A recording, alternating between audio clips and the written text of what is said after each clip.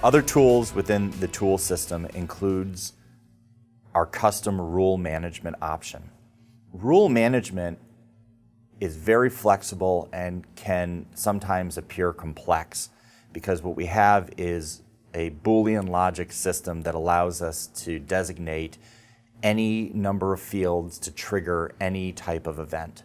So instead of asking customers or even our customer service to try going through the thousands of different combinations of options to create a rule, at the top right corner on the black bar, we have a link that says, choose a rule template. If you choose that rule template, it opens up a window that have a large number of the most commonly used rules.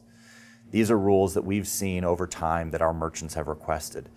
And you'll notice at the bottom there's an empty spot here. It's because these templates are constantly expanding.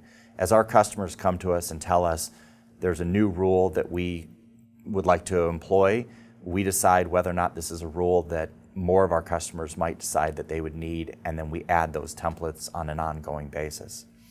We encourage our customers to go ahead and correspond with us to tell us what things are important to them as it comes to rule management. One or two of the most common rules include an amount error or an approved sale. So the idea of that rule is maybe on an approved sale you want to send an email. When a sale is approved by triggering this rule, we can go ahead and create an alert which would then send an email to the cardholder telling them thank you for your order. And those alerts, as I'll show you in a minute, are highly customizable. Some of the more unusual rule templates are items such as whether the CVV or the address verification mismatches. Some merchants decide that if we provide address information and that address doesn't match, they don't want to accept that order. A lot of times the card issuing bank will actually accept that order even though that information doesn't match. So we can easily create a rule that will automatically decline a transaction when certain parameters such as the address don't match that as the bank. One or two of the more unusual rules that we have in place include swipe required. And there's an origin story to this. We had a merchant who was selling a large average ticket and swearing that they were only going to sell it in a card-present retail environment. But because of the large average ticket, we wanted to make sure that for their safety and ours, that transaction was always swiped.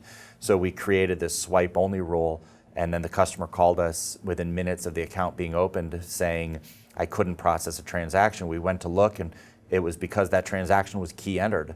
And they said, well, only our eBay orders, which obviously all of their transactions weren't being swiped, so that rule helped actually get to the bottom of how that customer was actually taking transactions.